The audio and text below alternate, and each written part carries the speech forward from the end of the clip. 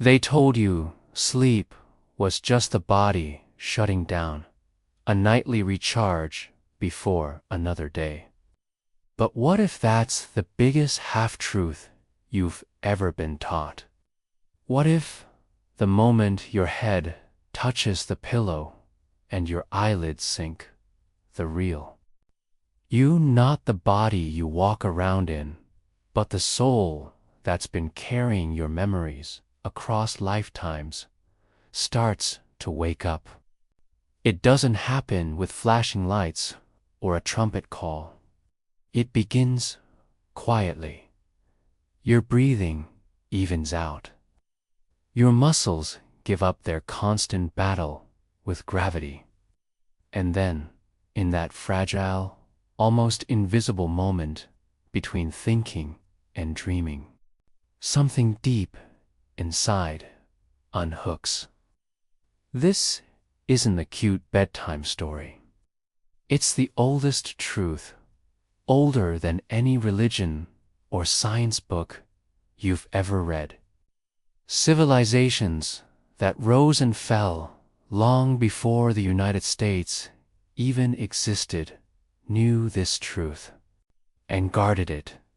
And among them, one voice stands out. Thoth, the Egyptian sage, who spoke in riddles so dangerous they had to be hidden in myths and carved into stone in ways only the initiated could understand. He didn't call sleep rest.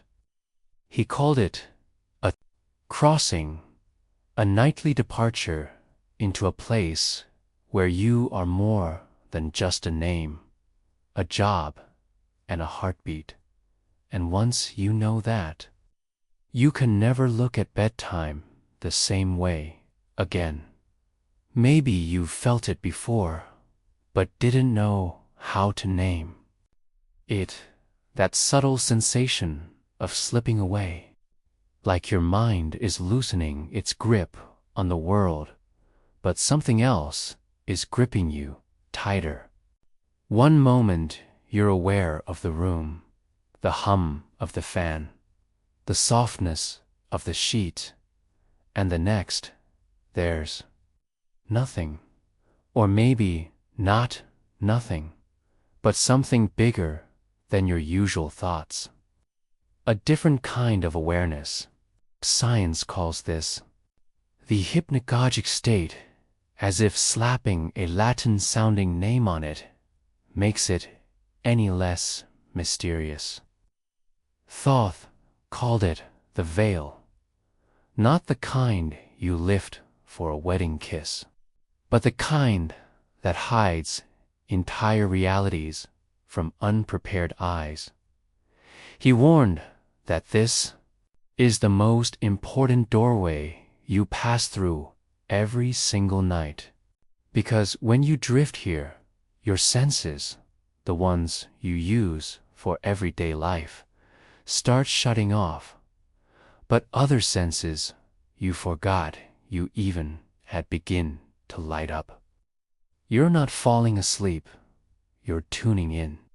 And as you cross that line, your soul begins to rise out of your physical body like mist lifting from a lake at dawn. It's still tethered, still connected, but the anchor has loosened.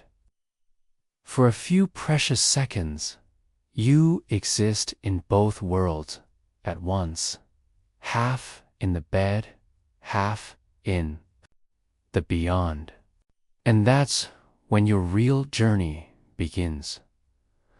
Most people will never understand that this journey is more real than anything they do between sunrise and sunset. We've been trained to think of dreams as random brain static, some leftover junk from the day that's convenient for a world that benefits from you not asking questions. But if you were to strip away the lies, you'd see that every night you enter a structured, living, responsive reality. Thoth described it as traveling through layers, like ascending a mountain or diving into the deep ocean. Each layer reacts to you. The first is the reflection layer. It looks like your waking world, but bent, like glass warped by heat. Streets are familiar, but lead to places that couldn't possibly exist. People, speak in voices that aren't theirs. It's not just dream logic. It's your energy shaping the environment. Here, your unprocessed thoughts from the day bleed into form. If you've been stressed, angry, afraid, this layer distorts like a bad mirror. The ancients taught that the wise traveler clears their mind before sleep to avoid building a nightmare. But most of us stumble in carrying the emotional garbage of the day, and the layer twists around us like quicksand. Beyond that reflection layer is the realm most people think of when they hear astral plane. Here, thoughts don't just influence your surroundings, they are your surroundings. Fear darkens the skies. Joy makes the ground bloom with impossible colors. Everything is malleable, shifting to the frequencies you carry. And you're not alone here. Other souls walk this place. Some travelers like you, some stuck and unaware, and others not human at all. Some are neutral, some curious, and some predatory. Thoth warned that this middle realm is both a training ground and a trap. It's where your deepest patterns get reflected back to you. And if you're not paying attention, you can wander in circles for what feels like days or even weeks, only to wake up groggy and confused. This is why certain dreams seem endless. Why you wake feeling drained even though you slept for 8 hours. Something happened there, and your body rested, but your soul didn't.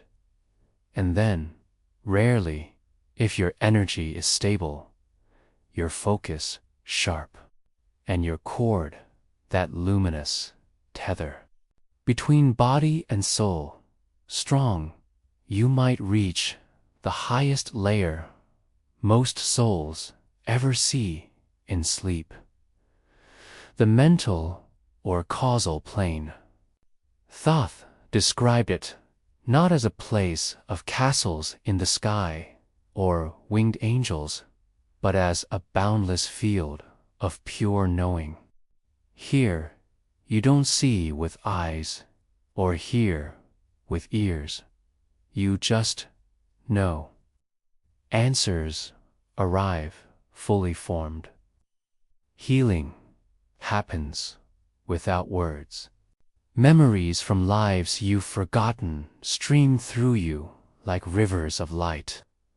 Some call this the Akashic Records, not a literal library, but a living, breathing network of every experience your soul has ever had. This is where real guidance lives. Not fortune cookie inspiration, but life-altering clarity. And if you've ever woken up from a dream with a solution to a problem you'd struggled with for weeks, chances are you brushed against this realm.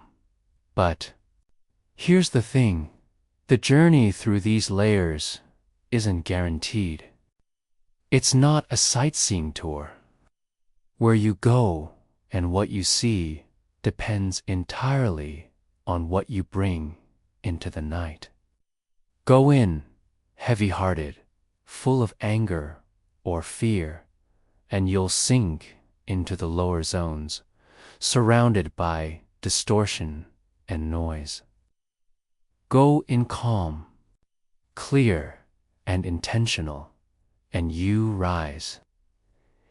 It's not mystical favoritism, it's resonance.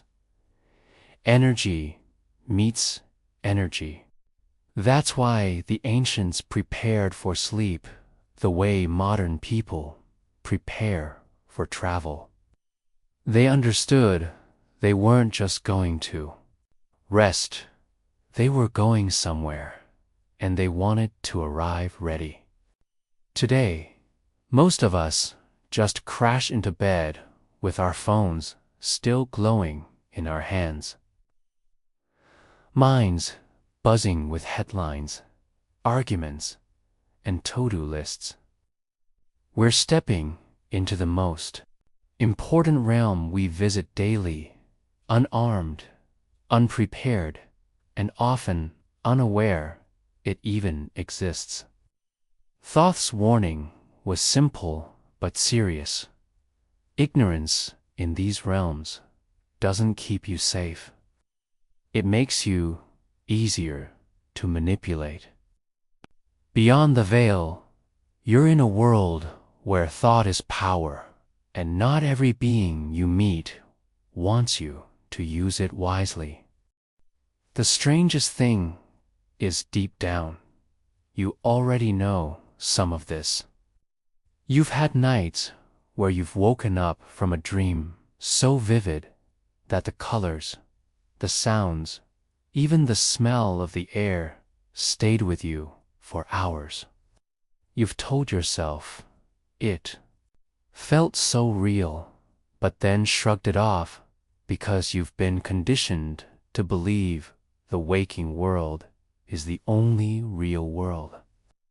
But think about it. If your brain can simulate whole cities, strangers you've never met, and conversations you didn't plan, where exactly is that coming from? It's not like your neurons are sitting there with a Lego set, building dream towns.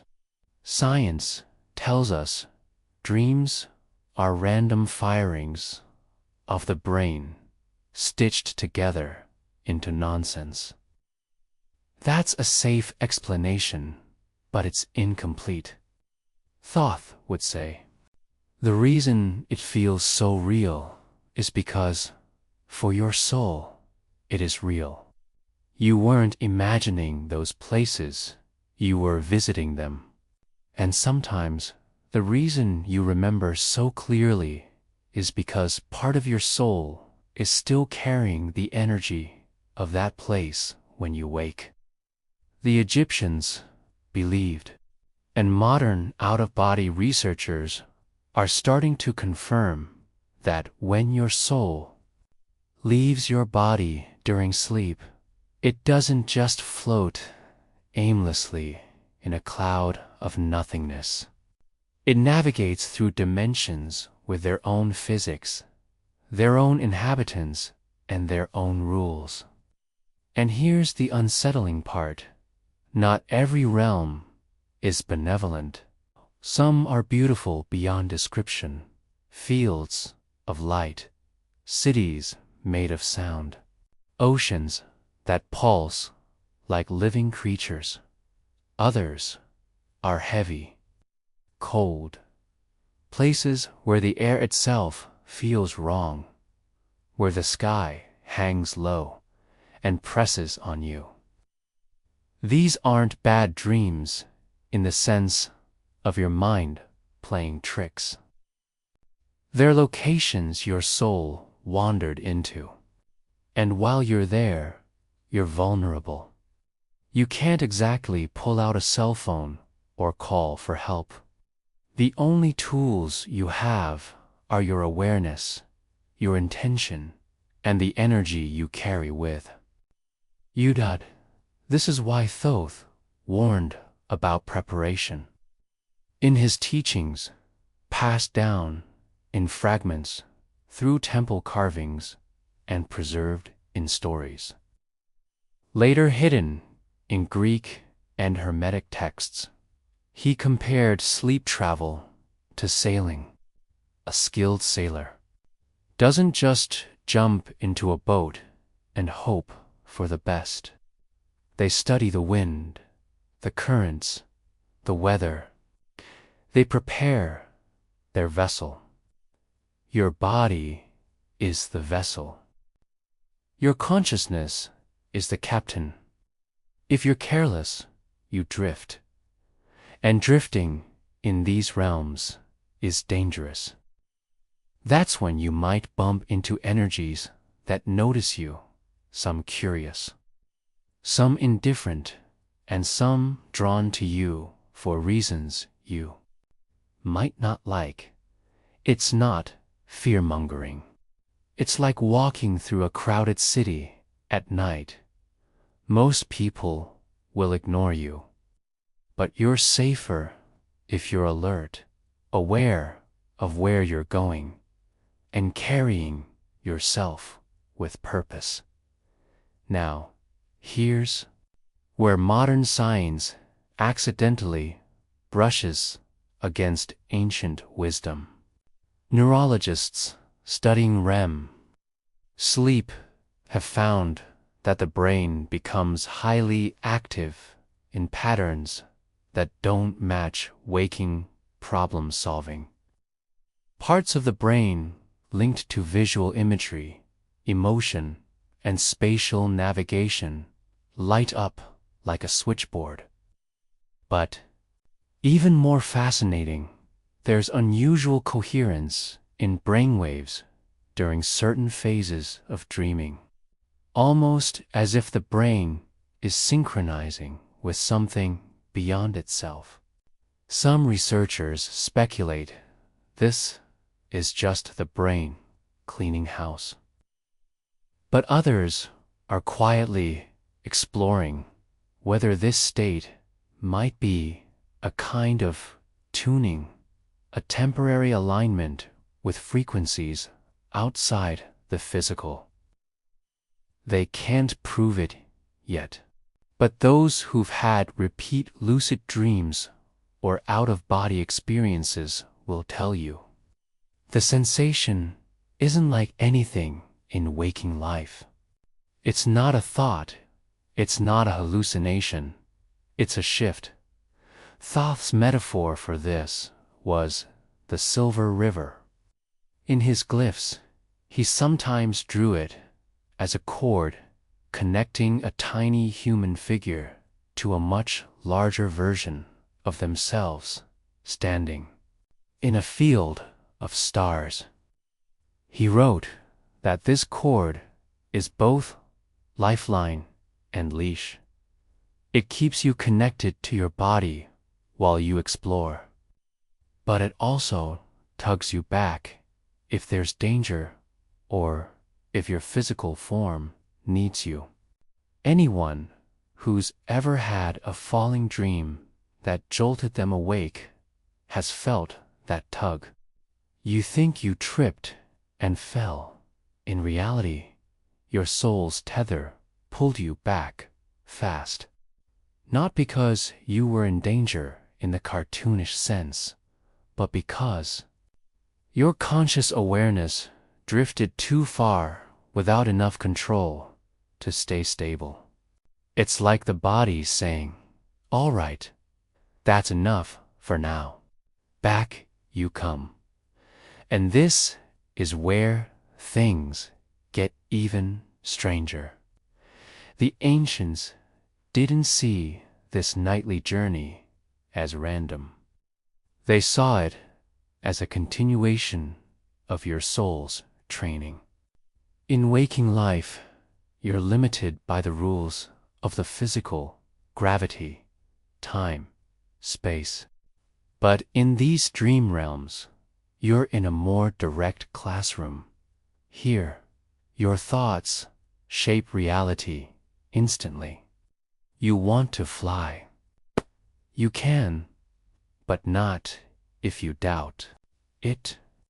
You want to walk through walls. You will, but not if you hesitate halfway. It's a mirror for your deeper patterns. Fear freezes you. Clarity moves you. Thoth believed that by practicing awareness here, you are shaping your soul for what comes after death, when you no longer have a body to return to. He didn't call this reincarnation or heaven. He called it the long journey. Sleep was the rehearsal. But, and this is the part modern people hate to hear, if you never gain awareness here, you risk spending your nights wandering the same loops over and over, never seeing beyond the lower layers. You dream of being late for school, decades after you've graduated. You dream of running, but your legs won't work. You dream of talking to people who ignore you. These aren't random, they're feedback. They're showing you where your energy is stuck, where your fears still control you. And if you don't deal with them, they'll still be there in the higher planes, shaping what you can and can't do. It's like bringing bad habits into a place where they manifest instantly. Not a great recipe for progress. So how do you change this? Thoth's answer was simple, but requires effort. Enter sleep like you're stepping into sacred ground. Slow your breath. Clear your mind of the day static. Think of where you want to go. Not just I want to dream, but I want to rise. I want to learn. I want to remember. And if you don't remember right away, don't dismiss it. The more you practice, the stronger your awareness becomes, and the more stable your nights will be. Modern lucid dreamers unknowingly follow the same advice: reality checks, intention, setting, keeping a dream journal. Science calls it training the dream state. Thoth called it sharpening the traveler's mind. Different words, same truth. And once you start doing this, the shift is unmistakable. Your dreams stop being random chaos and start feeling like chapters in a larger story. You meet the same guides. You visit the same places. You get lessons that actually make sense in your waking life. You wake up energized instead of drained. And sometimes you even bring back answers you didn't know you had. Which begs the question, if this is all just brain static, why does it feel like the most important thing you do every day happens while you're unconscious? And this is where we arrive at the part of Thoth's message that most people ignore because it's uncomfortable. The part he didn't just whisper, but carved into stone so it couldn't be erased. In his view, sleep wasn't only for rest, healing, or even exploration. It was a nightly test. The worlds you visit, the entities you encounter, the lessons you receive, these aren't random dream trivia. They're measuring your readiness for what he called the Great Crossing. This isn't death in the way we think of it. It's a moment for every soul where the boundary between the physical and the non-physical thins to the point of transparency. And when that moment comes, whether through a near-death experience, a spiritual awakening, or simply the natural passage of your life, the skills you've honed in your nightly travels will decide whether you move forward with clarity or get pulled back into confusion. Thoth was blunt about it. If you can't navigate your own dream realms, you won't navigate the higher realms. If you get lost in illusions while you sleep, you'll get lost in illusions when your body is gone. Modern science obviously doesn't frame it like this, but here's where it gets eerie. Researchers who study near-death experiences report that many people describe the same landscapes they've seen in dreams, the same glowing cities, the same flowing rivers of light, even the same overwhelming sense of being somewhere familiar. Some come back saying it was the most peaceful, loving place they've ever been. Others say they felt trapped, surrounded by strange figures, unable to move. And here's the kicker.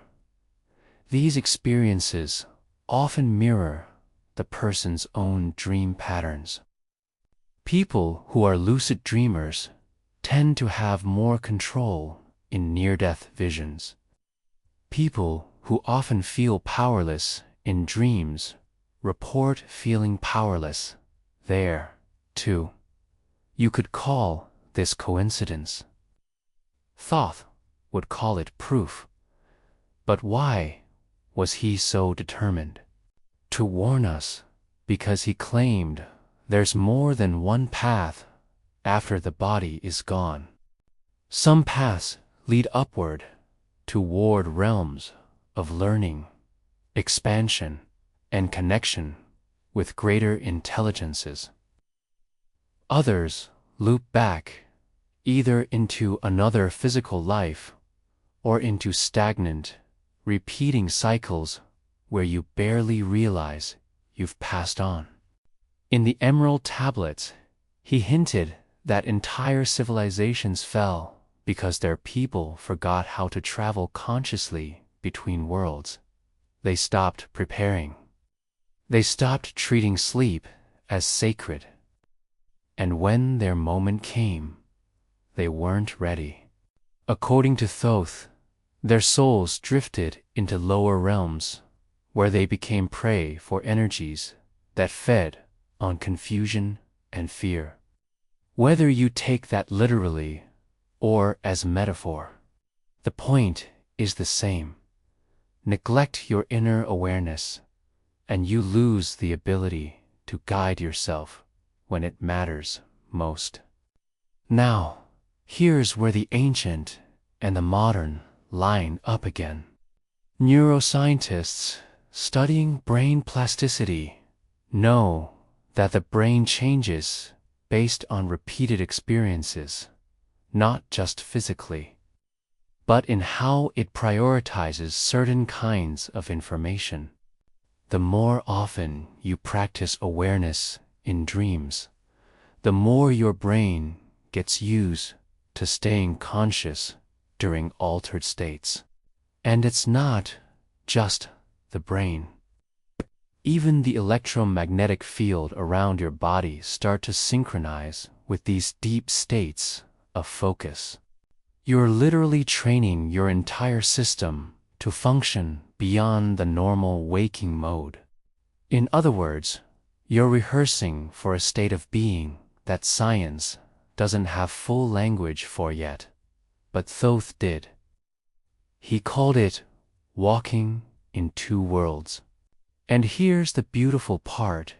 When you start walking in two worlds, you stop fearing either one. The physical world doesn't feel like a trap, and the dream world doesn't feel like a mystery you can't solve. They become two parts of the same landscape and you. And that's when the visions change. You stop running from faceless shadows. You stop forgetting. You start choosing where to go.